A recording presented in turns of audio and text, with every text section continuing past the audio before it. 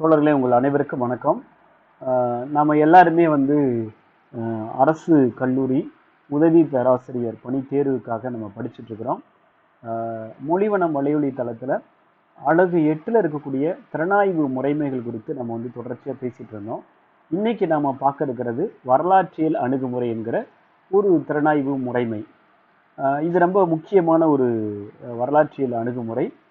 ஏன்னா ஒரு இலக்கியம்ங்கிறது ஒரு வெற்று வெளியிலிருந்து எப்பயுமே தோன்றாது. அப்போனா ஒரு இலக்கியம் உருவாகணும்னா ஒரு குறிப்பிட்ட கால பின்னணியில் அந்த குறிப்பிட்ட காலத்தை சேர்ந்த ஒரு படைப்பாளியால் அது படைக்கப்படுகிறது. ஏன்னா அது காலத்தை எப்படி அது சித்தரிக்கிறது என்பது வேறு கேள்வி. ஆனால் இலக்கியம் என்பது ஒரு குறிப்பிட்ட காலத்தோட வெளிப்பாடு என்பதை நம்ம எப்பயும் மறுக்க முடியாது.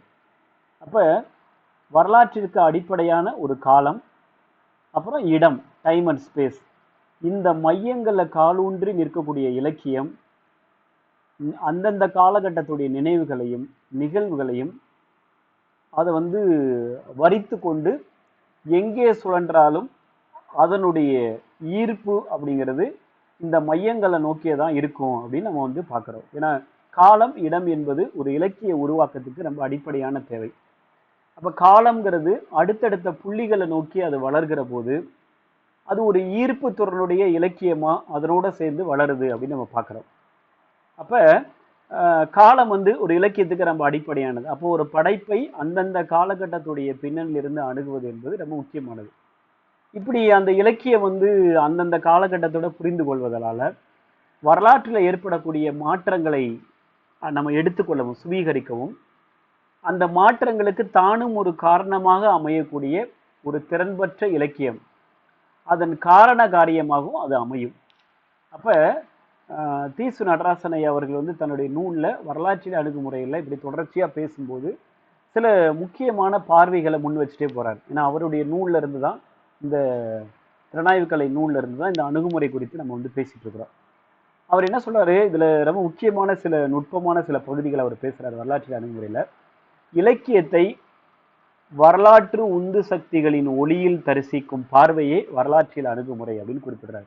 இது ரொம்ப முக்கியமான ஒரு பகுதியாக பார்க்குறோம். இப்போ இலக்கியத்தை ஒரு வரலாற்று உந்து சக்திகளுடைய ஒளியில் தரிசிக்கக்கூடிய பார்வை தான் வரலாற்றியல் அணுகுமுறை அப்படின்னு ரொம்ப தெளிவாக ஒரு விளக்கம் கொடுக்குறாரு. அப்படியே தொடர்ச்சியாக பேசிகிட்டு இருக்கும்போது அவர் என்ன சொல்கிறார் அப்படின்னா, மொழி, கலை, இலக்கியம், பண்பாடு இது எல்லாம் ஆய்வு செய்கிறவங்க, அதை ஆய்வு களங்களாக எடுத்துக்கொள்கிறவர்கள் 2 நிலையை அதில் பார்க்க முடியும். ஒன்று கிடைநிலை, அதாவது ஹரிசாண்டல். இன்னொன்று என்ன அப்படின்னா செங்குத்து நிலை, வெர்டிக்கல். அப்போ ஆய்வு செய்கிறவங்க, அதாவது மொழியை, கலையை, இலக்கியத்தை, பண்பாட்டை ஆராய்கிறவர்கள் இந்த 2 நிலையை ஆய்வுக்கு எடுத்துக்குவாங்க. அப்போ கிடைநிலையில் எடுத்துக்கொள்வது அப்படின்னா என்ன அப்படின்னா ஒரே காலத்தினவாக, அதாவது சிங்கர்னிக், அவற்றை எடுத்துக்கொள்ளலாம். ஒரே காலத்தில் இருக்கக்கூடிய படைப்புகளை எடுத்து பேசுவது, ஆய்வு செய்வது அப்படின்னா அது கிடைநிலை. உதாரணத்துக்கு அவர் சான்று கொடுக்குறாரு. ஒரு சிறுகதையை எடுத்துக்கிட்டோன்னா அந்த சிறுகதையை கால வரிசையில் நிறுத்தாமல் ஒரு குறிப்பிட்ட கருத்தியல் தளத்தில் அந்த அவற்றுடைய பண்புகளை, உத்திகளை, ஒரு தனிப்பட்ட படைப்பாளருடைய பங்களிப்புகளை திறனாய்வு செய்வதற்கு பேர் கிடைநிலை அப்படின்னு பேர். ஆனால் செங்குத்து நிலைங்கிறது இதுக்கு மாறாக ஆய்வது. எடுத்துக்காட்டுக்கு அவர் கொடுத்துருக்கிறாரு. அப்போ யதார்த்தம் அப்படின்னு ஒன்று இருக்குன்னா இந்த யதார்த்தத்தை வேதநாயக பிள்ளை, ராஜமையர், அப்புறம் புதுமை பித்தனிலிருந்து பெருமாள் முருகன், யூமா வாசுகி வரை எவ்வாறு எடுத்துக்கொண்டிருக்கிறார்கள் அப்படின்னு திறனாய்வு செய்வதற்கு பேர் செங்குத்து நிலை அப்படின்னு பேர். அப்போ கிடைநிலைங்கிறது வேற, செங்குத்து நிலைங்கிறது வேற. அப்போ செங்குத்து நிலைங்கிறது யதார்த்தம் என்கிற ஒரு விஷயம் ஒவ்வொரு காலகட்டத்திற்கும் ஒவ்வொரு படைப்பாளியும் எப்படி தன்னுடைய கருத்தை, யதார்த்தத்தை பற்றி முன்வைக்கிறார்கள் அப்படின்னு கால வரிசைப்படி நம்ம பார்த்துட்டு போனோம்னா அதை செங்குத்து நிலை அப்படின்னு குறிப்பிடுறாரு. இந்த செங்குத்து நிலை அப்படிங்கிறது தான் ஒன்றுக்கு மேற்பட்ட வரிசை முறைப்படியான காலங்களை எடுத்துக்கொள்வது. இந்த செங்குத்து நிலையை தான் பெரும்பாலான வரலாற்றியல் ஆராய்ச்சிக்குரியதாக திறனாய்வாளர்கள் கருதுறாங்க. அப்போ 2 அல்லது 2க்கு மேற்பட்ட காலப்பகுதிகள் இணைந்தோ ஒன்றோடு ஒன்று சேர்ந்தோ ஒரு வரலாற்று கண்ணோட்டத்தை இந்த செங்குத்து நிலை நமக்கு கொடுக்குது. அப்போ பெரும்பாலான வரலாற்றியல் அணுகுமுறையாளர்கள் இந்த செங்குத்து நிலை சார்ந்த இதை தான் ஆய்வுக்கு வந்து பெரும்பாலும் பயன்படுத்துகிறாங்க அப்படின்னு அவர் குறிப்பிடுறார். அப்போ வரலாற்று கண்ணோட்டங்கிறது காலத்துக்கு ஏற்ற மாதிரி மாறிக்கிட்டே இருக்கும். ஏன்னா ஒரு ஒரு ஒரு கதாநாயகி இல்லாட்டி வீரநாயகர் அவர்களை ஒட்டி நடக்கக்கூடிய நிகழ்ச்சி, தத்துவம் அல்லது எண்ணம், அப்புறம் அந்த எண்ணத்திலிருந்து வரலாற்றை உருவாக்கக்கூடிய சக்திகள், இதுதான் நீண்ட காலமா இருந்தது. இப்பவும் அதுதான் வந்து நிறைய பேர்த்துட்டு அது கருத்தா நிலவிட்டு இருக்கு. அதாவது அற்புதங்களை நம்புகிறவர்கள், அதாவது காலங்களுக்கு இடையான தொடர்ச்சி, அதன் சாராம்சமா இருக்கக்கூடிய உந்து சக்தியை புறக்கணிக்கப்பவர்கள். இப்ப மன்னர்களையும் போர்களையுமே பிரதானப்படுத்திய பழைய கண்ணோட்டத்திலிருந்து விடுபட்டு இன்னைக்கு நிறைய பேர் என்ன சொல்றாங்க அப்படின்னா, வரலாறு என்பது மக்களாலேயே வரலாறு தீர்மானிக்கப்படுகிறது அப்படிங்கிற கண்ணோட்டத்துக்கு இன்னைக்கு வந்திருக்கிறாங்க. ஏன்னா இன்னைக்கு வந்து வரலாறை மேல இருந்து பார்க்காம கீழே இருந்து பார்க்குற, வரலாறு என்பது மக்களால் உருவானது அப்படிங்கிற ஒரு ஒரு கருத்து நிலைக்கு இன்னைக்கு வந்திருக்கிறாங்க இன்னைக்கு நவீன காலகட்டத்தில். அப்ப மனித குலம்ங்கிறது தன்னுடைய இயல்பான பண்போட காரணமாக புறநிலைகளுடைய காரணத்தினுடைய அடிப்படையில் வளர்ச்சி பெறக்கூடியது அப்படின்னு இது சொல்லுது. அப்ப இது வரலாற்றுக்குரிய அடிப்படை கருதுகோளாக நம்ம எடுத்துக்க முடியும். அப்ப வரலாறு என்பது தொடக்கத்தை உட்படுத்தக்கூடிய ஒரு தொடர்ச்சியையும் காலம் இடம் என்ற அச்சுக்களில் காரணம் காரியங்களோடு கூடிய முன்னோக்கிய மாற்றங்களையும் கொண்ட நிகழ்வுகளுடைய இலையோட்டத்தை குறிப்பிடுகின்றது அப்படின்னு ரொம்ப தெளிவா வந்து நமக்கு அது உணர வைக்கிறாரு. அப்ப வரலாற்றியல் என்பது உருவாதல் வளர்தல் என்ற செயல்நிலைகளை கொண்டதாக இருக்கிறது. அப்ப செயல்நிலைகளை தீர்மானிக்கக்கூடிய பொருள்களை பற்றிய ஓர் அறிதல் முறை தான் இந்த வரலாற்று முறைமை அப்படிங்கிறார். அப்ப மாற்றம் அப்படிங்கிறது தான் வரலாற்றுடைய அடிப்படையமான பண்பு அப்படின்னு தெளிவாக குறிப்பிடும். அப்ப இந்த மாற்றம்ங்கிறது எல்லா மாற்றங்களும் நாம் வந்து குறிப்பிடத்தக்க மாற்றங்களாக எடுத்துக்கொள்ள மாட்டோம். அப்போ ஒரு பொருள்களுடைய குறிப்பிட்ட பண்பு, குறிப்பிட்ட உறவு, அதை எப்படி பிரதிநிதித்துவப்படுத்தக்கூடியது, அந்த பொருளுடைய சாராசமாக விளங்கக்கூடிய மாற்றங்களை மட்டும்தான் வரலாற்றியல் கணக்கில் எடுத்துக்கொள்கிறது அப்படின்னு குறிப்பிடுறார். அப்ப இலக்கியம் என்கிற ஒரு பொருளை அல்லது இலக்கியத்தில் காணலாகும் பொருள்களை வரலாற்றியல் அணுகுமுறை இப்படித்தான் ஆராய்கிறது அப்படின்னு ஒரு முன்னுரை மாதிரி இதுக்கு விளக்கம் கொடுக்குறார். அப்புறம் நம்ம முக்கியமா சில மேலை நாட்டு ஆட்கள் வந்து இந்த வரலாற்றியல் இலக்கிய கண்ணோட்டங்கிறது 18ஆம் நூற்றாண்டுல தான் செல்வாக்கோட இது வந்து நிகழ்ந்திருக்கு. இது ரொம்ப முக்கியமான ஒரு பகுதியாக நம்ம பார்க்குறோம். இந்த பேராகிராஃப் ரொம்ப முக்கியமான ஒரு பத்தி. இப்போ வரலாற்றியல் இலக்கிய கண்ணோட்டங்கிறது 18ஆம் நூற்றாண்டுல தான் வந்து தொடங்குது. அதற்கு முன்னாடி 17ஆம் நூற்றாண்டுடைய இறுதி பகுதியில் பிரான்சிஸ் பேகன் அவர் என்ன சொல்றாரு அப்படின்னா, இலக்கியத்தை வந்து காலத்தின் ஆன்மா, ஸ்பிரிட் ஆஃப் த ஏஜ் அப்படின்னு அவர் சொல்றாரு. பிரான்சிஸ் பேகன் தான் இலக்கியத்தை வந்து காலத்துடைய ஆன்மான்னு சொல்றாரு. 18ஆம் நூற்றாண்டுல செல்வாக்கு பெற்றிருந்த இந்த கண்ணோட்டம் 19ஆம் நூற்றாண்டுல அப்படியே உடையுது. கலைக்காக அப்படிங்கிற ஒரு கொள்கை வந்து வலுப்பெறுது. குறிப்பா வந்து மேலை நாட்டில் இருக்கக்கூடிய Emmanuel Gantt, AC Bradley, WB herb இவங்கெல்லாம் என்ன பண்றாங்க அப்படின்னா வரலாற்று பார்வைக்கு எதிராக குரல் கொடுக்குறாங்க. ஆனா பல்துற ஆராய்ச்சி நோக்கு, அப்புறம் இலக்கிய திறனாய்வு, ஒப்பிலக்கியத்துடைய வளர்ச்சி, இதெல்லாம் என்ன செய்யுது அப்படின்னா இந்த வரலாற்று அணுகுமுறையை இன்னொரு புத்துணர்வோட அடுத்த கட்டத்துக்கு எடுத்துட்டு போகுது. அப்ப இதனுடைய வளர்ச்சி வந்து வரலாற்று அணுகுமுறையை மீண்டும் கொண்டு வருது அப்படின்னு நம்ம பார்க்குறோம். இந்த இந்த வரலாற்றியல் சார்ந்த அறிஞர்கள், திறனாய்வாளர்களை மத்தியில வரலாற்றியல் திறனாய்வை 3 பகுதிகளாக பிரிக்கிறாங்க. இதுதான் ரொம்ப முக்கியமான ஒரு பகுதியாக பார்க்குறோம். அவங்க சுருக்கமாக சொல்றது ஐ, இன், இல், இந்த 3 பகுப்புகளாக வரலாற்றியல் திறனாய்வு வந்து பிரிக்கிறாங்க. இது ரொம்ப முக்கியமான ஒரு பகுதி. என்ன சொல்றாங்க அப்படின்னா, இந்த 3 நம்ம தெளிவாக புரிஞ்சுக்கிட்டோம்னா வரலாற்றியல் அணுகுமுறை நமக்கு தெளிவாக புரிந்து கொள்ளும். 1, ஒரு இலக்கியத்தை வரலாற்றின் அடிப்படையில் அல்லது வரலாற்றுடைய பின்னணியில் பார்ப்பது. அந்த இலக்கியத்தை அப்படிங்கிற அந்த சொல்லிலே தெரியும். இலக்கியத்தை வரலாற்றின் அடிப்படையில் அல்லது அதனுடைய பின்னணியில் நோக்குவது 1. 2 என்ன அப்படின்னா, இன், ஒரு இலக்கியத்துடைய வரலாறு காணுவது, இலக்கியத்தின் வரலாறு காணுதல். இன் 1 இலக்கியத்தை, 2 இலக்கியத்தின் வரலாறு காணுதல். 3 என்ன அப்படின்னா இலக்கியத்தில், இல் வந்துருது, இலக்கியத்துல எப்படி வரலாறு இருக்கு. அப்ப ஒரு இலக்கியத்தை வரலாற்றுடைய மூலமாக எப்படி எடுத்துக்கொள்ளப்படுறது அப்படிங்கிறது இந்த 3 விஷயம் ரொம்ப தெளிவா இதனுடைய உங்களுக்கு இந்த வேறுபாடு தெரியும். ஒண்ணு, ஒரு இலக்கியத்தை இப்ப எடுத்துக்காட்டுக்கு சங்க இலக்கியத்தை இல்லாட்டி திருக்குறள்னு வச்சுங்களேன், அத வரலாற்று அடிப்படையில வரலாற்றுடைய பின்னணியில அந்த இலக்கியத்தை பார்க்கறது. 2 என்ன அப்படின்னா, அந்த திருக்குறள்ல அந்த சங்க இலக்கியத்தையே அது எப்படி உருவாச்சுன்னு அதனுடைய வரலாறை வந்து ஒன்று ஒரு இலக்கியம் தோன்றியதுடைய பின்னணி வரலாற்று பின்னணி, 2 அந்த இலக்கியம் எப்படி உருவாச்சுன்னு அதனுடைய வரலாறு, 3 என்ன அப்படின்னா அந்த இலக்கியத்துக்குள்ள என்னென்ன வரலாறுலாம் சொல்லப்படுது. அப்படி இலக்கியத்துக்குள்ள வரலாறு சொல்லப்படுவதனால ஒரு வரலாறை எழுதுவதற்கு ஒரு இலக்கியம் எப்படி வந்து ஒரு மூலமாக ஒரு கருவியாக இருக்கிறது அப்படின்னு பேசுறது 3வது பகுதி. அப்ப இலக்கியத்தை வரலாற்று அடிப்படையில் பார்த்தல், வரலாற்று பின்னணியில் பார்த்தல், இலக்கியத்தின் வரலாறு காணுதல், இலக்கியத்தில் வரலாறை கண்டறிதல் அப்படிங்கிற 3 பகுதி முக்கியமான பகுதி. இதுதான் வரலாற்றியல் அணுகுமுறையில முக்கியமான பகுதி. அப்புறம் இலக்கியத்தை வரலாற்று அடிப்படையில் நோக்குதல்னா என்ன அப்படின்னா, இந்த வரலாற்றியல் திறனாய்வுடைய முக்கியமான நோக்கமாக இதை பார்க்கிறோம்.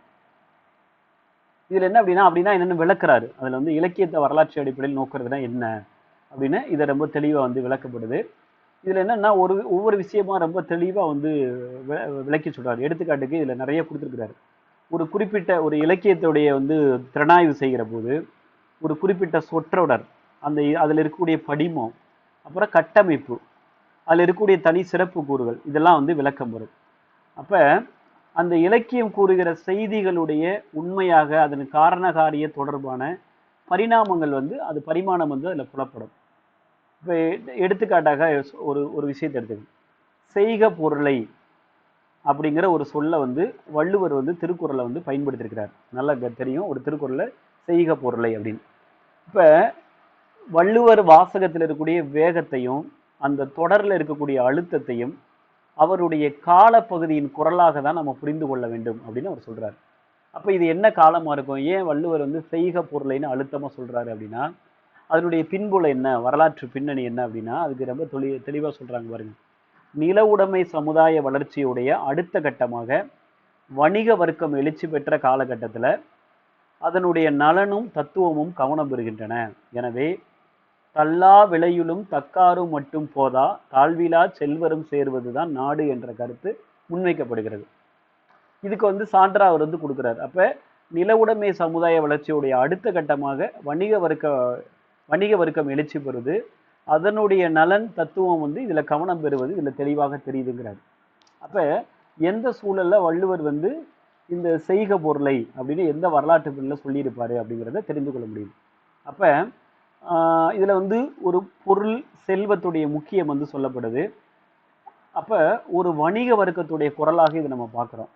அப்ப இது இந்த ஒரு 2 சொல், இந்த வார்த்தைகள் அந்த காலத்து சமுதாய சூழல்ல வைத்து இதை புரிஞ்சுக்கிறோம்.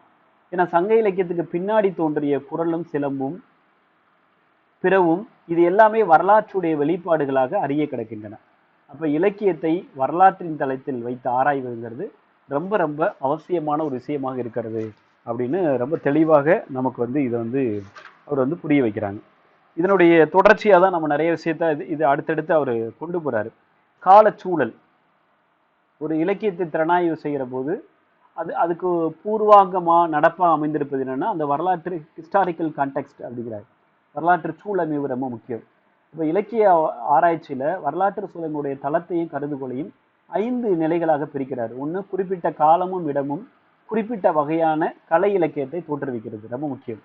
அப்போ அந்த காலகட்டத்தினுடைய டைம் அண்ட் ஸ்பேஸு அந்த காலகட்டத்தில் இருக்கக்கூடிய கலை இலக்கியத்தை உருவாக்குது.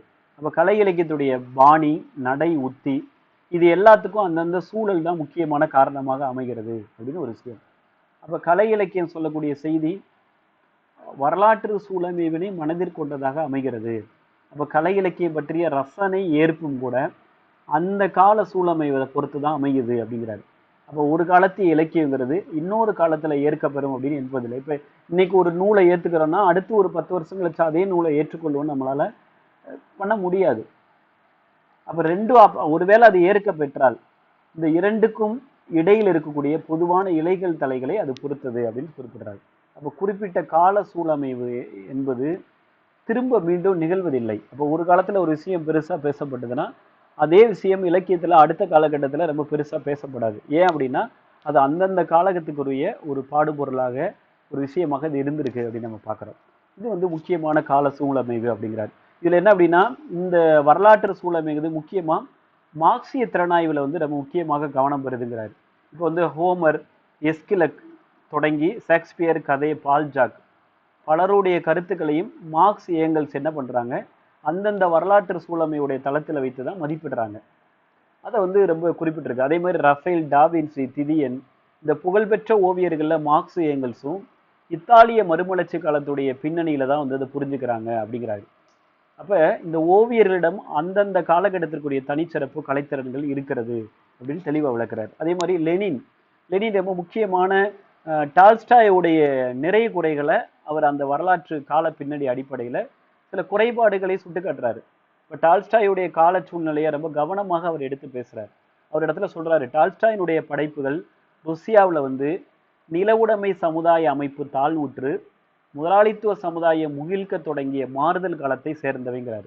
ரொம்ப முக்கியமான, ஏன்னா டால்ஸ்டாயுடைய படைப்புங்கிறது ஒரு ஒரு வரலாற்று பின்னிலிருந்து எப்படி உருவானது, அதை எப்படி புரிஞ்சுக்கலான்றது ரொம்ப தெளிவா லெனினுடைய அந்த பார்வையை முன்வைக்கிறார். இப்போ நாமளும் சங்க இலக்கியத்தை சொல்றோம்ல, இனக்குழு சமூகம் உடைந்து நிலவுடைமையாக மாறிய காலகட்டம் சங்க இலக்கிய காலகட்டம்னு சொல்றோம்.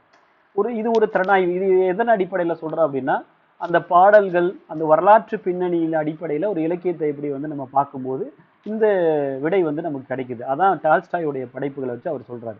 டால்ஸ்டாயுடைய படைப்புகள் இந்த மாறுதலுடைய பின்னணியிலிருந்து இருந்தது. இந்த பின்னணியில தான் நிலப்பிரபுக்களையும் விவசாயிகளையும் கொண்ட ஒரு கிராமப்புற ருசியாங்கிறது பண்ணை அடிமை முறையையும் பழைய மதிப்புகளும் சீர்குலைந்து போக புரட்சிக்கு தயாராகி கொண்டிருந்தது. இத்தகைய ஒரு சூழ்நிலையை வந்து டால்ஸ்டாய் வந்து படம் பிடித்து காட்டுறாரு அப்படின்னு லெனின் சொல்றாரு. அப்ப அவருடைய இந்த சித்திரம், இந்த பார்வைங்கிறது ருஷ்ய சமுதாயத்தினுடைய, ரஷ்யாவில் இருக்கக்கூடிய ரஷ்ய சமுதாயத்துடைய பலவீனத்தையும் விவசாயிகளுடைய எதிர்ப்புகள் இருந்த குறைபாடுகளையும் கிராமப்புற தந்தை வழி சமுதாய மக்களுடைய குழப்ப நிலைகளையும் முஜீக்குகளின் கோழைத்தனத்தையும் பிரதிபலிக்கிற கால கண்ணாடியாக விளங்குகிறது அப்படின்னு ஒரு குறிப்பிடுறாரு. அப்ப தீமை கண்டு பொங்காதே என்று போதிக்கக்கூடியதாகவும் கிறித்தவ ஆன்மீக சார்புக்கு அடங்கி வருவதாகவும் இருந்தது அப்படின்னு டால்ஸ்டாயை வந்து லெனின் மதிப்பிடுறாரு. அதே மாதிரி டால்ஸ்டாயுடைய முரண்பாடுகளுக்குரிய காரண சாத்தியங்களையும் அவர் சொல்றாருன்னு அவர் குறிப்பிடுறாரு.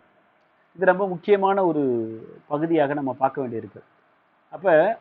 அப்ப இருந்த முரண்பாடுகளை இன்றைய தொழிலாளி இயக்கத்துடைய கருத்து நிலையிலிருந்தோ சோசலிச நோக்கிலிருந்தோ அனுமானிக்க முடியாது என்றும் லெனின் வந்து சொல்றாரு. அப்ப கால வலுவுக்கு உட்படாமல் அந்த கால சூழலமையுடைய பின்னணியிலேயே படைப்புகள் பார்க்கப்பட வேண்டும். இதுதான் ரொம்ப முக்கியமான ஒரு இந்த வரிகளாக இதை நம்ம பார்க்குறோம். அப்போ காலவலுக்கு உட்படாம அந்த கால சூழலுடைய பின்னணியில தான் படைப்பை பார்க்கணுங்கிறது முக்கியம். அப்போ டால்ஸ்டாய் பற்றி லெனின் தந்த இந்த விமர்சனம் வரலாற்று சூழமை வந்து முறைப்படுத்துறதுக்கு வலியுறுத்துறதுக்கு ஒரு பெரிய பயனுள்ளதாக இருக்கு அப்படிங்கிறார். ஏன்னா அதே மாதிரி வரலாற்று சூழலும் இலக்கிய வடிவங்கள்ங்கிற பகுதி ரொம்ப நீண்ட பகுதி. இது எடுத்துக்காட்டுக்கு ஒரு ஒரு குறிப்பிட்ட இலக்கிய வகைகள் வடிவங்கள் முதலியவற்றை தோற்றத்திற்கும் வாழ்விற்கும் காரணமாக அமைகிறது. உதாரணமாக ஆற்றுப்படைங்கிற இலக்கிய வடிவம், இது என்ன அப்படின்னா இதுக்கு வந்து அந்த கால சமுதாய வரலாற்று சூழ்நிலையை இப்படி பார்க்கலான்னு அவர் குறிப்பிடுறாரு. ஒன்று, தனி சொத்துடைமையின் கீழ் இருக்கக்கூடிய நிலவுடைமை சமுதாய அமைப்பு ஆரம்பிய அந்த காலப்பகுதியில் உபரி வருமானம் அதிகமாக பெருகி தொடங்கிய காலம் அது. அப்போ வேலை பிரிவினையில் ஏற்பட்டு வளர்ந்து வந்த நிலையில உடல் உழைப்பு வர்க்கங்கிறது ஒரு பக்கமாகவும் கலைஞர் குழு என்பது இன்னொரு பக்கமாகவும் தோன்றிய நிலை. அப்பதான் ஆற்றுப்படை இலக்கியம் உருவாச்சுங்கிறாங்க. அப்ப இனக்குழுக்களாக வாழ்ந்த நிலை மாறி பல பகுதிகளும் புவியியல் அடிப்படையில் இணைந்து தொடர்பு பட்டு வருகிற சூழ்நிலையில் பாதைகளும் பயணங்களும் தகவல்களும் நெருங்கி வந்து கொண்டிருந்த அதற்கு அவசியமாயிருந்த நிலை. இதெல்லாம் தான் அப்புறம் தனித்தனியா இனக்குழுக்கள் அப்படிங்கிற நிலையிலிருந்து பொருளாதார பண்பாட்டு நிலைகள்ல இணைகள் வந்து ஒருமைப்பட்டு வாழ்கிற ஒரு நிலைமை. வலுவான ஒரே அரசு என்று தோன்றுகிறாத ஆனால் சிற்றரசுகள் நிலக்கிழார்கள் வலுவுடன் இருந்த இடப்பகுதி காலப்பகுதி. அப்ப உண்டி கொடுத்து உதவும் மனப்பான்மை அப்படிங்கிறது கொடை சமுதாய மதிப்பாக செல்வாக்கு பெற்றிருந்த நிலை. அதே போல புகழ், இது ரெண்டும் சமுதாய மதிப்பாக வளர்ச்சி பெற்றிருந்த நிலை. இதுதான் ஆற்றுப்படை இலக்கியம் உருவாகிறதுக்கு காரணமாக சொல்றாரு. அப்ப நல்ல புசித்தவன் பசித்தவனை புறவிடம் அனுப்புவதாக அமைகின்ற இந்த ஆற்றுப்படை சங்க காலத்திய ஒரு இலக்கிய மரபாக அமைஞ்சிச்சுங்கிறாரு. அப்ப குறைந்த சில அடிகளில் தனிநிலை பாடலாக இருந்த புறநானூறு, குறுந்தொகை மாதிரியான விஷயம் சூழமைவு காரணமாக வேறு ஒரு இலக்கிய வடிவமாக நீண்ட பாடல்களாக, விளக்க பாடல்களாக நமக்கு வந்து ஒரு வளர்ந்த நிலையை இந்த ஆற்றுப்படையில் பார்க்க முடியும். பெருமாற்றுப்படை, சிறுமாற்றுப்படை, புறநர் ஆற்றுப்படை இதெல்லாம். அப்போ நில உடைமை சமுதாயத்துடைய உற்பத்தி உறவுகள் இறுக்கம் பெற்று வளர்கிற போது அதன் சூழ்நிலையில் இந்த ஓய்வு வர்க்க சிந்தனையும் சமய எழுச்சியும் ஏற்பட்ட காலத்தில் இந்த ஆற்றுப்படைங்கிற உத்தி வந்து உருவாக்கப்பட்டதுங்கிறாரு. இப்போ கடவுளுடைய பெருமையை பாடுபொருளாக ஏற்க வேண்டிய ஒரு சூழலுக்கு தள்ளப்படுறாங்க. அதான் திருமுருக ஆற்றுப்படை.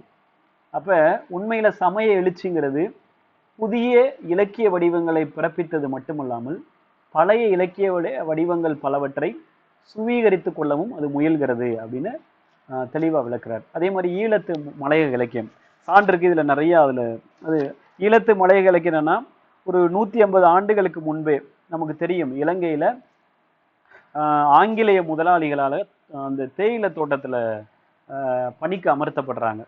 அங்கே அவர்கள் பட்ட அந்த துயரங்கள் இது வந்து அங்கே நடந்த அந்த மக்களுடைய வாழ்க்கை வந்து எவ்வளோ வேதனையாக வழியாக இருந்தது அப்படிங்கிறத ஒரு இந்த இடர்பாடுகளை நிறைய படைப்புகளில் வந்து அப்போ ஈழத்து மலையக இலக்கியத்தில் பதிவு செய்யப்பட்டது அப்படிங்கிறத அதனுடைய பின்னணியிலிருந்து இது சொல்லப்பட்டிருக்கு. அப்போ இந்த மலையகத்து தமிழ் நாவல்கள் எல்லாமே, பெரும்பாலான மலையத்து தமிழ் நாவல்கள் எல்லாமே அதை பற்றியான அந்த போராட்டங்கள்லாம் இதில் வந்து சொல்லப்படுது. நீங்கள் விரிவாக அதுக்குள்ளே படித்து பார்த்தீங்கன்னா தெரியும். ஒரு சான்றுக்காக அதை சொல்கிறார். இந்த தமிழ் நாவல்கள் எல்லாமே தேயிலை தோட்ட தொழிலாளர்களுடைய பிரச்சனைகளை சரியான வரலாற்று உணர்வுடன் தருவதாக நம்மளால் பார்க்க முடியுதுங்கிறார். இது வந்து முக்கியம். அதுவும் வந்து 50, 70 இந்த காலகட்ட பகுதிகளில் ஒரு 83, 87 ரொம்ப உக்கிரமாக இருந்தது. அப்போ இந்த பின்னணியில் நம்ம அணுகிறதுக்கு, வரலாற்று பின்னணியில் அந்த மலையத்து நாவல் அணுகிறதுக்கு நமக்கு பெரிய உதவியாக இருக்குது அப்படின்னு பார்க்குறது. அடுத்து என்ன அப்படின்னா இலக்கியத்தோட வரலாறு காணுதல். இதில் முக்கியமான பகுதி. இப்போ இலக்கியத்துடைய வரலாறுங்கிறது லிட்ரரி ஹிஸ்ட்ரி. அப்போ இலக்கியங்களை மாற்றங்களோட கூடிய ஒரு தொடர்ச்சியின் ஒரு பகுதியாக காண்பது அப்படின்னு இதை விவரிக்க முடியுது. குறிப்பாக வந்து ஆங்கில இலக்கிய கோட்பாட்டாளர்னு சொல்லப்படக்கூடிய பேராசிரியர் ரெனவெல்லக் இலக்கிய திறனாய்வும் இலக்கிய வரலாறும் இணை பிரிக்க முடியாதவை அப்படின்னு வலியுறுத்துறாரு. இது ரொம்ப முக்கியமான ஒரு பாயிண்ட். இது வந்து என்ன, இலக்கிய திறனாய்வும் இலக்கிய வரலாறும் வேற வேற கிடையாது, ரெண்டும் வந்து ஒன்றி இணைந்தவை அப்படிங்கிறார். அப்போ இது ரொம்ப முக்கியமான விஷயமாக பார்க்குறோம். ஒரு திறனாய்வாளன் வந்து ஒரு அகவயமான சொந்த விருப்புகளுக்கு போக விடாமல், அவசர முடிவுகளுக்கு சென்று விடாமல் இலக்கியத்தின் வரலாறு பற்றிய ஒரு அறிவு வந்து இதை பாதுகாக்குது அப்படிங்கிறார். எது அசல் இலக்கியம், எது சார்பு இலக்கியம், எது எதனை பற்றி எழுந்தது, இந்த விவரம்லாம் அவனுக்கு தெரியாமல் போச்சுன்னா அவனுடைய முடிவுகள் வந்து தவறாக போயிடும். அப்போ இலக்கியத்துக்குரிய வரலாற்று தொடர்பும் காரணங்களும் இதில் அறியப்படலை அப்படின்னு அவர் விளக்குறாங்க. இதை வந்து அப்படியே விளக்கி சொல்லிக்கிட்டே போய் சில சான்றுகளை அவர் கொடுக்குறாரு. ஏன்னா ஆங்கில இலக்கிய உலகத்தில் இலக்கியத்துடைய வரலாற்றை முதலாக எழுதியவராக சொல்லப்படுறது யாருன்னா தாமஸ் வாட்டன். அதற்கு முன்னும் நிறைய முயற்சிகள் வந்து நடந்திருக்குன்னு சில குறிப்பிடுறாரு. ஏன்னா சரியான வரலாற்று கண்ணோட்டத்தில் அது எழுதப்படலை அப்படின்னு. வாட்டன் என்ன பண்ணுறாரு, ஒரு 4 பகுதிகளாக ஆங்கில கவிதை வரலாறு அப்படிங்கிற நூலை வந்து முதலாக உருவாக்குறாரு. இது ரொம்ப முக்கியமான இந்த முயற்சிகளுடைய வரலாறு பற்றி தான் ரெனிவெல்லக் என்ன சொல்றாரு அப்படின்னா, ஆங்கில இலக்கிய வரலாற்றின் எழுச்சி அப்படிங்கிற தன்னுடைய நூலில் வந்து பல்வேறு சான்றுகளோடு அதை விளக்கி காட்டுறாரு. இப்போ இலக்கிய வரலாறு வரலாறு என்பது என்ன அப்படின்னா வாழ்க்கை வரலாறுகளுடைய தொகுப்பு தான் அப்படின்னு மேலை நாடுகளில் வந்து ரொம்ப நாளாக கருதப்பட்டு வந்திருக்கு. அப்போ வரலாறுனாவே என்ன அப்படின்னா வாழ்க்கை வரலாறுடைய தொகுப்புகள் தான் வரலாறு அப்படின்னு மேலை நாட்டில் ஒரு கருத்து இருந்திருக்கு. ஏன்னா 18ல் வரலாற்றியல் பற்றிய கண்ணோட்டம் வந்து முறைப்படுத்தப்பட்டது. 18ஆம் நூற்றாண்டில் தமிழில் இலக்கிய வரலாறு காண்பதற்குரிய முயற்சி 19ல் தான் வந்து தொடங்கியிருக்கு, 19ஆம் நூற்றாண்டில் அப்படின்னு சொல்லணுங்கிறார். அதுவும் குறிப்பாக அதுக்கு முன்னாடி சில புலவர்களை பற்றி நிறைய கதைகள் இருந்தது. ஈழத்து தமிழ் மண்ணில் ஆங்கில கல்வி சூழலில் அது தொடங்கியிருக்கு. குறிப்பாக வந்து சைமன் காசி செட்டி அவருடைய ஆங்கில நூலான த தமிழ் ப்ளூடார்ச் 1859 இது வந்து வெளியாகுது. அகர வரிசையில் 196 புலவர்களுடைய வாழ்க்கை பணி பற்றி சுருக்கமாக இந்த நூல் வந்து சொல்லுது. இந்த நூல் உருவான காலகட்டத்தில் சங்க இலக்கியம் எதுவுமே பதிப்பிக்கப்படலை அப்படிங்கிறது முக்கியமான ஒரு தகவல்.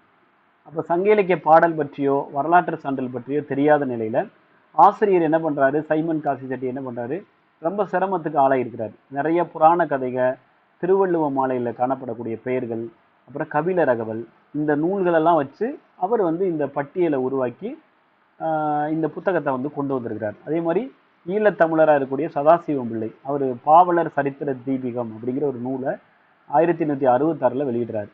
அப்போ தொடக்க காலத்தில் என்ன அப்படின்னா, இந்த இலக்கிய வரலாறு எழுதப்படுகிற போது புராண மரபு வந்து தலை தூக்கி நின்றுருக்கு. எடுத்துக்காட்டுக்கு ஔவையாரை பற்றி நம்ம நிறைய பார்க்குறோம். அவர் சங்க புலவர் என்ற கருத்தோட்டம் இல்லாமல் அதிகமான காலத்தில் நிறைய ஔவையார் இருந்தாங்கன்ற ஒரு பட்டியல் வந்து நமக்கு தெரியும். அப்போ இதுக்கு வந்து நிறைய கருத்து வேறுபாடு. யோகநெறி போற்றி ஔவை குரல் எழுதிய பிற்காலத்தில் ஔவையார் வரை தமிழ் இலக்கியத்தில் நிறைய அவை உண்டு.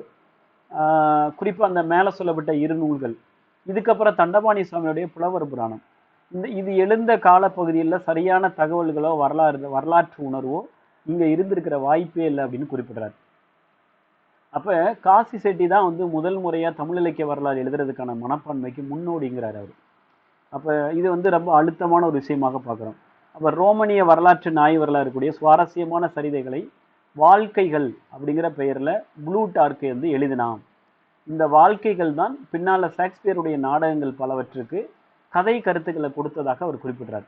இந்த புளூட்டார்க்கின் மேலுள்ள ஈடுபாட்டினால் இலக்கிய வரலாற்றை கவிஞர்களின் வாழ்க்கைகளாக கண்ட ஜான் ட்ரைடன் தன்னுடைய நூலுக்கு வந்து புளூட்டார்க்கின் வாழ்க்கைகள் அப்படின்னே பெயர் வச்சிருக்கிறாரு அப்படின்னு குறிப்பிடுறாங்க. அப்போ புலவர்களுடைய வாழ்க்கையை தான் இலக்கிய வரலாறாக காணுகிற போக்கு மேலை நாட்டில் வந்து பலகாலமாக இருந்திருக்கு.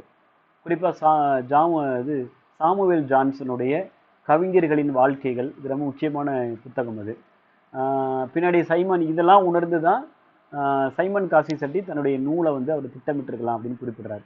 இதே மாதிரி நிறையா தகவல் கொடுக்குறாங்க. அப்புறம் வந்து பேராசிரியர் சுந்தரம் பிள்ளை, அவர் சென்னை கிறித்தவ கல்லூரி மலரில் 10 பாட்டுகள் அப்படின்னு ஒரு பெரிய ஆங்கில கட்டுரை எழுதுறாரு. இது பரவலாக கவனம் பெற்றிருக்கு. அப்புறம் திருஞான சம்பந்தர் பற்றியும் ஒரு மிக முக்கியமான ஒரு கட்டுரை, தமிழ் இலக்கிய வரலாற்றில் சில மைல் கருக்கள் அல்லது திருஞான சம்பந்தரின் காலம் அப்படின்னு. இதெல்லாம் வந்து ரொம்ப முக்கியமான கால ஆராய்ச்சிக்கு ஒரு பெரிய இது முக்கியமாக இருந்திருக்கு. அதே மாதிரி தமிழியல் தொன்மை என்னும் அந்த காலத்தில் மிகச்சிறந்த ஆய்வு இதழில் இது மறுபிரசுரம் செய்யப்பட்டிருக்கு. இதனுடைய தொடர்ச்சியாக தான் மாணிக்கவாசருடைய காலம் குறித்து கேஜி ஜேசையர், தமிழ் இலக்கியத்தில் செவ்விய காலம் அப்படின்னு என் கிருஷ்ணசாமி ஐயங்கார், 10 பாட்டு காலம் பற்றி டி.ஏ. ராமலிங்க செட்டியார், தமிழகத்து கவிஞர்கள் குறித்து ஜி.யு. போப், இதெல்லாம் வந்து இதனுடைய தொடர்ச்சியாக வந்தது. அப்புறம் எம்.எஸ். பூர்ணலிங்க பிள்ளை தான் முதலாக நூல் வடிவத்தில் இலக்கிய வரலாறு எழுதுறாரு. அதுக்கு முன்னாடி காசு பிள்ளை இலக்கிய வரலாறு 2 தொகுதிகளாக வெளியிடுறாரு. அப்புறம் எஸ். வையாபுரி பிள்ளை, தேப்போமி, மயிலை சீனி வாங்கடசாமி, மூவா, ஆமு பரமசிவானந்தம், சீனிவாசராகவன், கைலாசபதி, வேலுப்பிள்ளை, அருணாச்சலம், அருணாச்சலம், அருணாச்சலம், வள்ளிக்கண்ணன், சிட்டி சிவபாத சுந்தரம், கார்த்திகை சிவத்தம்பி, இப்படி பல பேர் வந்து இலக்கிய வரலாறு வந்து எழுதுறாங்க. இவர்களுடைய கால எல்லைகளும் அணுகுமுறைகளை வந்து பல வகையில் அமைஞ்சிருக்கு. புரிஞ்சுங்களா? இவற்றை வந்து கால எல்லைகள் அணுகுமுறைகளும் பல இலக்கியங்களை வந்து பல வகை இனங்களாக கொண்டு எழுதப்பட்டவை அப்படின்னு குறிப்பிடுறாரு. குறிப்பாக செக்நாட்டு தமிழறிஞர் கமில் சுவலபில் எழுதிய ஹிஸ்ட்ரி ஆஃப் தமிழ் லிட்ரேச்சர் பல வகையில் தனிச்சிறப்புடைய ஒரு நூலாக இருக்குது அப்படின்னு குறிப்பிடுறாங்க கமில் சுவலபியோட நூல். அப்போ இலக்கிய வரலாறு எழுதியல் அப்படிங்கிறது ஒரு தனி பகுதியாக பிரித்து 5 கோணங்கள் அதை எழுதலாம். ஒன்று, நூற்றாண்டு கால வரிசையில் ஒரு இலக்கிய வரலாறு எழுதப்படுது. அரச மரபு வரிசையில் இலக்கிய வரலாறு எழுதப்படுது. இலக்கிய வகைகளுடைய அடிப்படையில் எழுதப்படுது. இலக்கிய இயக்கங்களுடைய அடிப்படையில் எழுதப்படுறது இலக்கிய வரலாறு. அப்புறம் கருத்து நிலையில் அடிப்படையில் எழுதப்படுறது. இப்படி நிறைய விஷயம் வந்து நம்ம, ஏன்னா கருத்து நிலைகள் வழி அப்படின்னு சான்றாசில் கொடுத்துருக்கிறாரு. ஏன்னா வரலாற்று முறையில் வந்து லிட்டரரி ஹிஸ்டியோகிராஃபின்னு ஒரு தனி ஆய்வே அதுக்கு இருக்கு. இதில் என்ன அப்படின்னா, கே.என். சிவராஜ பிள்ளை வந்து பழந்தமிழரின் மரபு வழி இது ரொம்ப அருமையான நூல்னு குறிப்பிடுறாரு. பண்பாட்டு ஆய்வு முறையியலை பின்பற்றி தமிழ் இலக்கியங்களுடைய திறலை தனித்தனியாக 3 தெளிவான படிநிலைகளில் அவர் விளக்குறாருங்கிறார். இயற்கை நெறிக்காலம், அறநெறிக்காலம், சமய நெறிக்காலம். இதை பின்பற்றி தான் பின்னாடி வேலுப்பிள்ளை வந்து தமிழ் இலக்கியத்தில் காலமும் கருத்தும் அப்படிங்கிற நூலை வந்து அவர் வந்து உருவாக்குறாரு இந்த அடிப்படையில். இதே மாதிரி நிறைய விஷயம் அடுத்தடுத்து கடத்தப்படுது. ஏன்னா இலக்கிய விளையாட்டுடைய நோக்கத்தை வந்து இது ரொம்ப தெளிவாக வரையறுக்கிறதாக அந்த நூலை வந்து நம்மளால் சொல்ல முடியும் அப்படிங்கிறார். அதே மாதிரி பேராசிரியர் வையாபுரியினுடைய காவிய களம், கைலாசபதியோட தமிழ் நாவல் இலக்கியம், அரச மரபு வரிசையில் இலக்கிய வரலாறு காணக்கூடிய முயற்சி வந்து தமிழ்லே காணப்படுது. அப்போ நூற்றாண்டு கால வரிசையில் இலக்கிய வரலாறு அறுதியிடப்படக்கூடிய சூழலும் நிகழ்ந்ததை நம்ம பார்க்குறோம். இப்படி நிறைய சான்றுகளை கொடுத்துக்கிட்டே போகிறாங்க அவங்க. ஏன்னா இலக்கிய வரலாற்றுடைய நோக்கம் என்ன அப்படின்னா, இலக்கிய திறனாய்வும் இலக்கிய கோட்பாட்டிற்கும் வழியை உருவாக்குறது, அதற்கு உறுதுணையாக இருக்கிறது. இலக்கியத்தின் குறிப்பாக குறிப்பிட்ட ஒரு இலக்கியத்தோட ஒரு இலக்கிய வகையோட ஒரு போக்கில் தோற்றத்தை அதன் வளர்ச்சி நிலையுடைய படிநிலைகளோட எதிர்நோக்கூட காண்றது. 3 என்ன அப்படின்னா, ஒரு நாட்டின் அல்லது ஒரு தேசிய இனத்தின் புதுமையான ஒரு தேசிய உள்ளம் காண்பது அப்படின்னு இவரே ஒரு திறனாய்வு அடிப்படையில் கொண்டு வர்றார். இதில் முக்கியமான ஒரு பகுதி. அடுத்து இலக்கியத்தில் வரலாறை எப்படி பார்க்கறது, ஏன்னா வரலாற்றியல் அணுகுமுறையில் 3ஆவதாக சொல்லப்படுறது இலக்கியத்தில் வரலாறு காண்பது அப்படின்னு.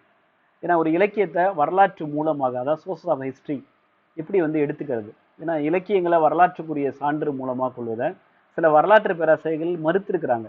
ஏன்னா பெரும்பாலும் என்னென்னா அகழ்வாராய்ச்சி கண்டுபிடிப்புகள், கல்வெட்டுகள், செப்பேடுகள், நாணயங்கள், ஒருவேளை இதெல்லாம் கிடைக்காத போது, ஒரு சரிவர கிடைக்கல அப்படின்னா இலக்கியத்தை வந்து நம்ம எடுத்துக்கிறது, சான்றாக கொண்டு வர்றது. அப்போ இலக்கியத்துக்குள்ள சொல்லப்படுகிற வரலாறை வச்சு நீங்கள் வந்து ஒரு வரலாறை கட்டமைக்கிறது, வரலாறை உருவாக்குறது. அப்போ எதுவுமே கிடைக்காத போது இலக்கியத்தை சான்றாக கொடுக்கறதுன்னு சில கருத்து வந்து சொல்லப்படுது. இது வந்து ஒரு முக்கியமான பகுதியாக நம்ம வந்து பார்க்குறோம், ஒரு சான்றாக அமைவதாக பார்க்குறோம். இது அப்படியே நிறைய விவரிச்சுட்டே போகிறப்ப நிறைய விஷயங்கள் அதில் பேசுகிறாரு. ஏன்னா ஒரு நாட்டுடைய கவிதை வரலாறுங்கிறது அந்த நாட்டுடைய அரசியல், விஞ்ஞான, சமய வரலாற்றுடைய சாராம்சம் அப்படின்னு கார்லைன் குறிப்பிடுறாரு. இதெல்லாம் வந்து அவங்க எப்படி வந்து வரையறுக்கிறாங்க. இலக்கியங்கிறது காலங்கள் தோறும் ஒரு காட்சி விளக்க குரல்களாக கேட்கும் ஒரு கூட்டுக்குரல் அப்படின்னு ரெனி வெல்லக் சொல்கிறார். Charles Dickens, Thackeray, Charles Bronte, Emily Bronte 19ஆம் நூற்றாண்டில் ஆங்கில நடப்பியல் நாவலாசிரியர்களை பற்றி அவங்க குறிப்பிடும்போது அவருடைய எழுத்துக்கள் தொழில்முறை அரசியல்வாதிகள், பத்திரிகையாளர்கள், அறநெறியாளர்கள் ஆகியவர்களின் ஒருங்கு சேர்ந்த குரல்களை விடவும் அந்த காலத்திய அரசியல் சமுதாய உண்மைகளை அதிகமாகவே ஒலிக்கின்றன அப்படின்னு கார்ல் மார்க்ஸ் வந்து தெளிவாக குறிப்பிடுறார். அப்போ இந்த படைப்பாளர்களுடைய படைப்புகளில் வந்து அந்த காலகட்டத்துடைய அரசியல் வெளிப்படுது அப்படின்னு கார்ல் மார்க்ஸ் சொல்கிறார். அரசியல் வரலாறை தெரிஞ்சுக்கிறோம். ஏங்கல்ஸ் என்ன சொல்கிறார் அப்படின்னா, பிரெஞ்சு நாவலாசிரியருடைய பால் ஜாக் அவருடைய எழுத்துக்கள் வந்து தொழில்முறை வரலாற்று அறிஞர்கள், பொருளாதாரவாதிகள், புள்ளி விவரக்காரர்கள் ஆகியோர்களை விடவும் உண்மையாகவும் அற்புதமாகவும் பிரெஞ்சுடைய வரலாற்றை கொடுக்குது அப்படிங்கிறார். ஏங்கல்ஸ் என்ன சொல்கிறாரு, பால்ஜாக்குடைய படைப்புகளில் பிரெஞ்சு நாட்டுடைய வரலாற்றை நம்ம தெளிவாக தெரிஞ்சுக்கலாங்கிறார். இதே மாதிரி ஒவ்வொரு இலக்கிய படைப்புகளையும் வரலாற்றை உணர்ந்து கொள்வதற்கு, வரலாற்றை அறிந்து கொள்வதற்கு நிறைய தரவுகள் வந்து இருக்குது அப்படின்னு அவங்க வந்து குறிப்பிடுறாங்க. இதுக்கு நிறைய விளக்கம் கொடுக்கப்படுது. இந்த ஒவ்வொரு அந்தந்த உதாரணமாக ஒன்று சொல்லியிருக்கிறாங்க பாருங்க. சைவ சமய குறவல்ல ஒருவராக சொல்லப்படக்கூடிய மாணிக்கவாசருடைய பெயர் தேவாரம் பாடிய முதல்களுடைய வரிசையிலோ 63 நாயன்மார்களே இல்லை. உங்களுக்கு தெரியும், 63 நாயன்மார்களில் மாணிக்கவாசருடைய பேரே இருக்காது. ஆனால் சமய குறவர் நால்வரில் மாணிக்கவாசருடைய பேர் வந்திருக்கும். இதை பார்த்து மறைமலடிகள் போன்ற சைவ அறிஞர்கள் என்ன பண்ணுறாங்க, அவரை எடுத்துகிட்டு போய் கிமுவில் வைக்கக்கூடிய சில சூழலை வந்து பார்க்க முடியுது. அப்போ ஒரு சரியான இலக்கிய வரலாறும் உட்சான்று பற்றியான சரியான கவனிப்பு இல்லாததான் இந்த சான்றுக்கு காரணங்கிறார். இந்த மாதிரி நிறைய விஷயங்கள் வந்து வரலாற்றில் ஒரு பெரிய பிழைகளாக இருந்திருக்கு அப்படிங்கிறத நம்ம பார்க்க முடியும். அதுக்கு சில எச்சரிக்கைகளும் கொடுக்குறாங்க. சில முன் முயற்சி நடந்திருக்குன்னு குறிப்பிடுறாரு.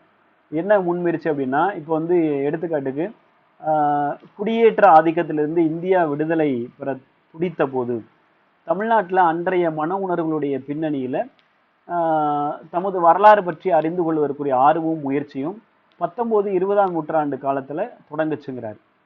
குறிப்பாக கனக சபை பேராசிரியர் பே. சுந்தரம்பிள்ளை, பி.டி. சீனிவாச ஐயங்கார், எம். சீனிவாச ஐயங்கார், பொன்னம்பலம் பிள்ளை, கே.என். சிவராஜ பிள்ளை, அயோத்திதாசர், ஆபிரகாம் பண்டிதர், பூர்ணலிங்கம் பிள்ளை, கிருஷ்ணசாமி ஐயங்கார், சேஷையர், ராகவையங்கார், தீட்சிதர், மறைமலடிகள், இவங்கெல்லாம் முக்கியமானவங்க.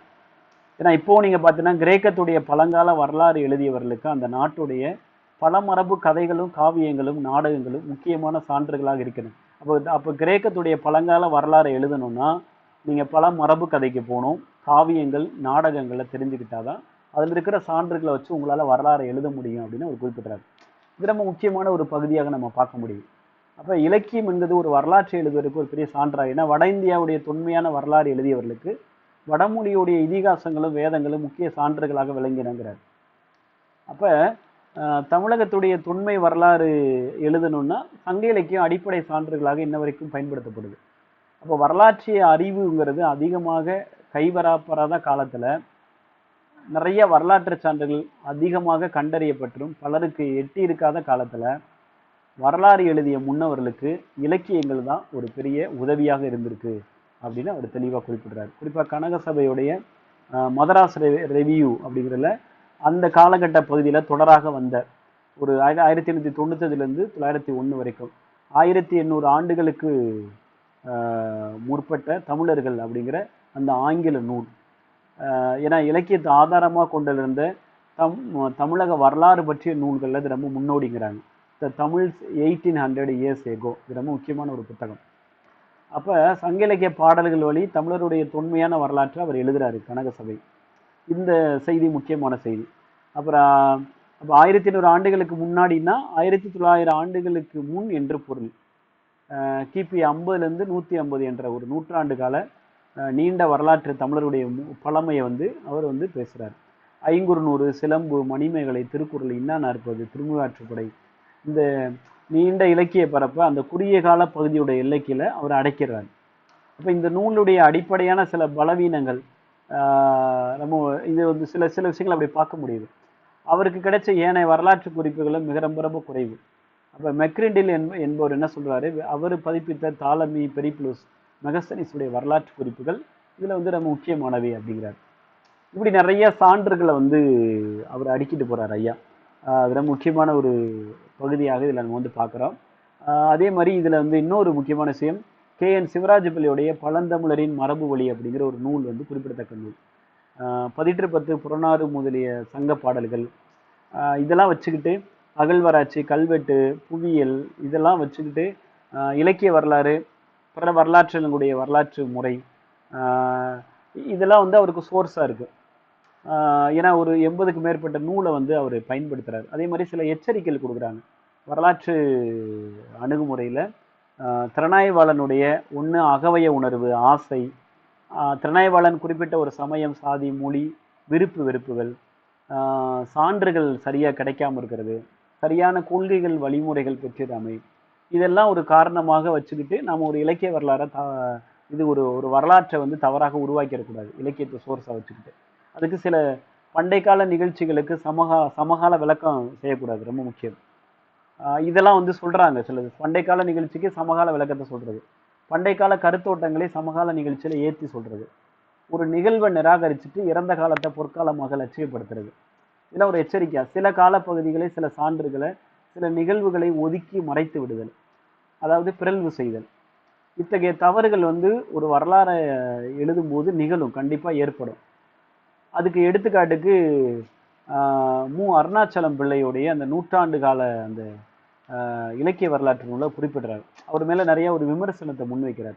என்ன விமர்சனம் அப்படின்னா, இவர் ஒரு சைவ பெருமகன் அப்படிங்கிற முறையில் தமிழகத்துடைய அசல் சமயம் சைவம் மட்டுமே, வைணவம் கூட இடையில வந்தது தான் அப்படின்னு அவர் அறிவிக்க விரும்புகிறாரு அப்படின்னு இந்த நூலிலிருந்து ஒரு பக்கத்திலிருந்து ஒரு தனி பகுதி அவர் எடுத்து கொடுக்குறாரு.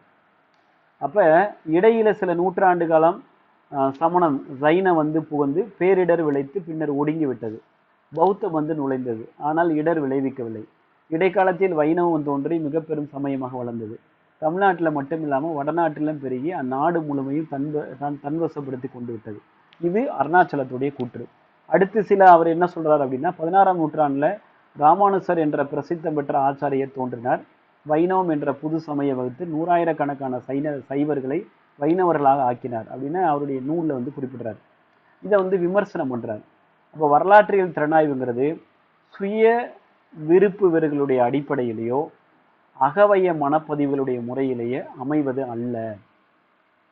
சரியான தகவல்கள், போதிய சான்றுகளுடனும், அறிவியல் பூர்வமான காரணகாரிய தொடர்புகளுடனும், திட்டவட்டமான வரலாற்று கொள்கைகளுடனும், முறையான இலக்கிய கோட்பாட்டு பின்னணியினுடனும் அது அமைதல் வேண்டும்.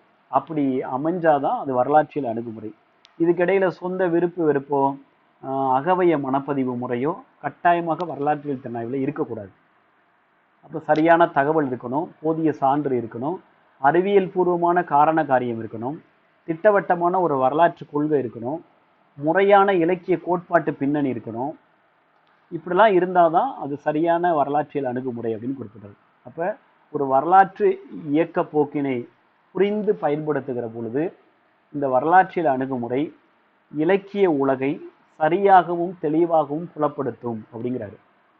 அப்போ கடந்த காலம் சமைத்த பாதையில் மட்டுமல்லாமல் நிகழ்வின் வெளிப்பாடுகளிலும் எதிர்வின் தரிசனங்களிலும் அது ஒளி பாய்ச்சும் அப்படின்னு ரொம்ப தெளிவாக அதை விளக்கி சொல்கிறார்.